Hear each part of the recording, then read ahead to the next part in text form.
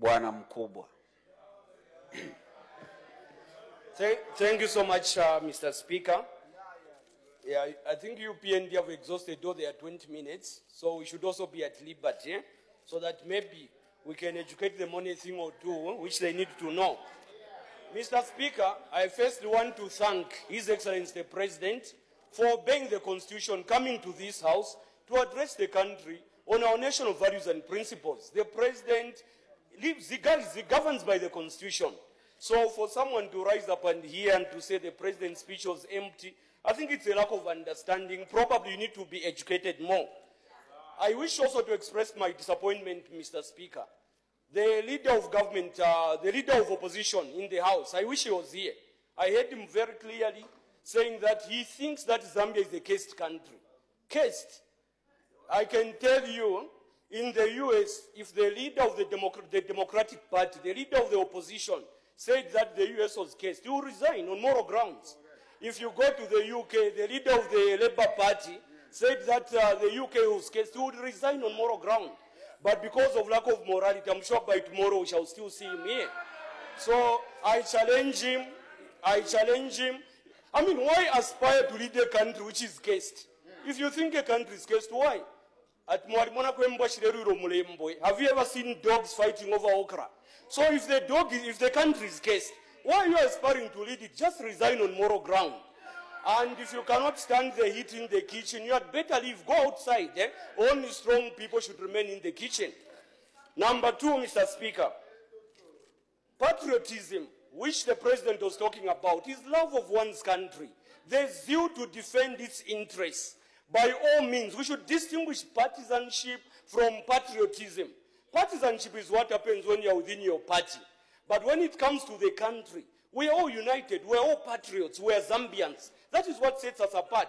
But I think the confusion that our colleagues, they keep on mixing partisanship with patriotism until they don't know which one they are dealing with. Mr. Speaker, the President clearly urged us, all of us, PF, UPND, partisan, non-partisan, that we should be best ambassadors for our country. Here in Zambia, outside the country, we should speak well of our country, defend its interests. I've never heard an American politician condemning America, whether within the US or outside. Not that they don't have internal differences, they do. I've never heard of a British politician going outside condemning the UK. They do have differences within themselves. But here, I think our friends specialize in what we call Mzunguanikonde politics. Mzunguanga, let the white man love me. Why are you running to someone who colonized you, took you as a slave, up to today, 55 years after independence? You still think that the best solutions are out there. I'll talk about democracy so that we correct people to understand what democracy is. And Mr. Speaker, the PF, the President Edgar Lungu, was the first one to call for national dialogue in the country. I don't know how some unelected politicians have hijacked dialogue. They are now specialists. Some of these unelected politicians, you have even given them glorious titles. Opposition parties without representation in parliament. I've never heard of such a title. How can you be a party without representation? Who are you representing? Yourself, your wife, your girlfriends? Politicians represent the people. That is why this House has 156 members of parliament representing the whole country. Now a bunch of unelected politicians hijack the national dialogue. They even want to make it the legislature. I read somewhere, one of them was even saying, at the national dialogue, we are going to make the constitutional amendments, then parliament just has to rubber stamp. I mean, that's unconstitutional. The constitution of Zambia recognizes three arms of government. Three arms of government. The executive, the legislature, and the judiciary. Honorable Member for Kavompo.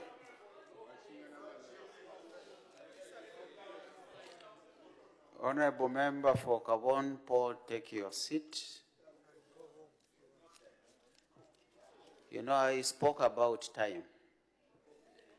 And at least for three debaters who are remaining or so, three or more, let's not disturb them.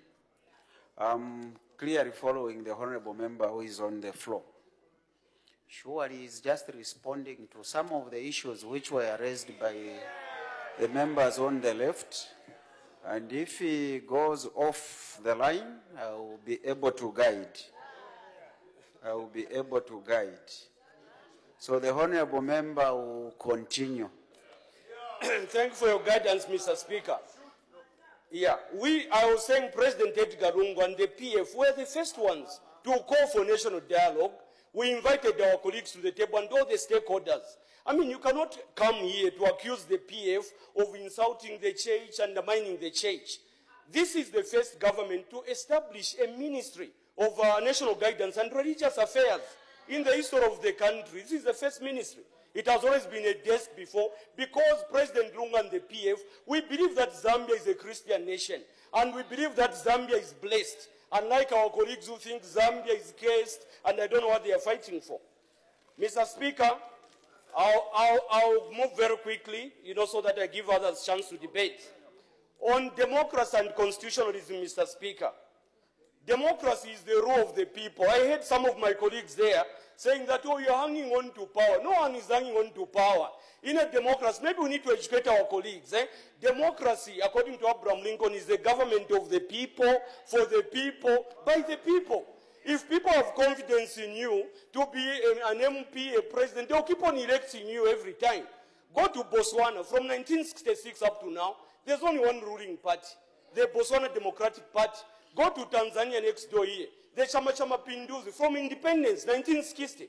So you cannot come here to lecture about who is hanging on to power. That is why we have periodic elections, so that people renew the mandate. We in PF believe that democracy is the rule of the people, and the president in the speech was very categorical. He says we govern with the consent of the people. We cannot govern on our own, and that is why the president is there to defend the constitution. However, I understand our colleagues' phobia to democracy, because, you see, they say charity begins at home. You don't normally understand what you don't practice. I'll quote, Mr. Speaker, Article 60 of our Constitution, what it says, and we shall see which parties are abrogating the Constitution and which one are obeying the Constitution. Article 61C of the Zambian Constitution says, political parties shall conduct primary elections for the selection of candidates. Article 62 BCD says political parties who have a national character, 1, they will promote and uphold national unity, 2, they will promote and practice democracy through regular, free and fair elections within the party. That English is very simple even for a grade 1 to understand. If you don't conduct elections within your party, who are you to come and lecture us about democracy? You should find people who are like you, dictators who are like you, where you just sit around the dinner table, start allocating positions. One position to the uncle, the other to the cousin, the other to the brother-in-law, the other one to the polygamist. That's not what we do in PF. We're a democratic party. And by the way, we did not start intra-party elections when we came to power. Even when we were in the opposition, we had fierce competitive elections at the branch level, at the ward level, constituency, district, up to the provincial and national level. Mr. Speaker, the one talking, me, Dr. Chanda, I was just elected in December. I'm a provincial leader of the Patriotic Front on the Copper Belt. I didn't select myself. I didn't go to bootlick anyone. I had to subject myself to a competitive election. I'm the Honorable Dr. Chanda, Vice Secretary of the PF on the Copper Belt Province, elected. Now I challenge any of my colleagues on that side. Just stand up if you are elected by which provincial conference, by which national conference. You see, this, it reminds me, I mean, if you selected yourself, that's your problem, right? But in PF, we don't select ourselves. We get elected by the people because we believe that democracy is the rule of the people. It reminds me, Mr. Speaker, of the people who brought a woman caught in adultery to Jesus, and they said she was caught right in the act. According to the law of Moses, we need to stone her. Then he says, he who has no sin, be the first to cast a stone. They all started running away. I challenge our colleagues there, who are preachers of democracy. I challenge you, show me when you stood for an election in your party. You all leave, starting from their leader up to the section leader. Everyone will leave. There will be no one standing. That's the truth. And Mr. Speaker, the president clearly said when he came that we are here to uphold constitutionalism, because democracy goes hand in hand with constitutionalism. Eh? You cannot have chaos, disorder in the name of democracy. There's constitutionalism. Now, the problem we have with some of these unelected opposition leaders in the country